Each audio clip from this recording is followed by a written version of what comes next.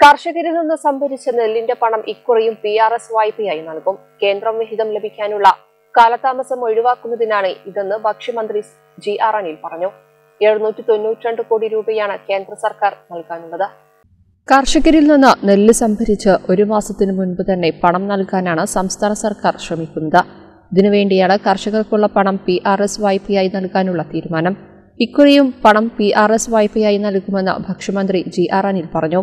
792 കോടി രൂപയാണ് കേന്ദ്രം നൽകാനുള്ളത്. ഇതുമൂലമുള്ള കാലതാമസം ഒഴിവാക്കുന്നതിനാണ് പണം PRS വഴി വായ്പയായി നൽകുന്നതെന്നും മന്ത്രി പറഞ്ഞു. ഇന്നലെ വൈകുന്നേരം വരെ 36,000-ഓളം മെട്രിക് ടൺ നെല്ല് പാലക്കാട് ജില്ലയിൽ മാത്രം സംഭരിക്കുകയുണ്ടായി. 22,835 കർഷകരിൽ നിന്ന് സംഭരിച്ച നെല്ലിൻ്റെ പണം കൊടുക്കുന്ന കാര്യത്തിൽ കഴിഞ്ഞ ദിവസം ബാങ്കുകളുമായിട്ടുള്ള ചർച്ച നടത്തുകയും ബാങ്കുകൾ കൃത്യമായി PRS വായ്പ നൽകാനുള്ള നടപടികൾ സ്വീകരിക്കുകയും ചെയ്തിട്ടുണ്ട്.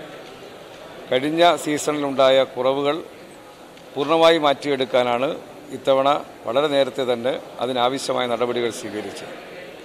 കർഷകർക്ക് ഒരു ആശങ്കയും വേണ്ട. സംഭരിച്ച നെല്ലിൻ്റെ പണം കൃത്യമായി PRS വായ്പയിലൂടെ നൽകാൻ ഇത്തവണ ബാങ്കുകളുമായിട്ടുള്ള വായ്പ ഇടപാടുകളുടെ കാര്യത്തിൽ നേരത്തെ തന്നെ ധാരണ ഉണ്ടാക്കുകയും വായ്പ അനുവദിക്കുകയും ചെയ്ത സാഹചര്യമുള്ളതുകൊണ്ട് നെല്ല് നൽകുന്ന കർഷകർക്ക് ഒരു ആശങ്കയും വേണ്ട എന്നാണ് എനിക്ക് സൂചിപ്പിക്കാനുള്ളത്. പാലക്കാട് 39,000 മെട്രിക് ടൺ നെല്ല് സംഭരിക്കാൻ വേണ്ട നടപടി സ്വീകരിച്ചിട്ടുണ്ട്. 22,835 കർഷകരിൽ നിന്ന് സംഭരിച്ച നെല്ലിന്റെ പണം PRS വായ്പ വഴി നൽകും.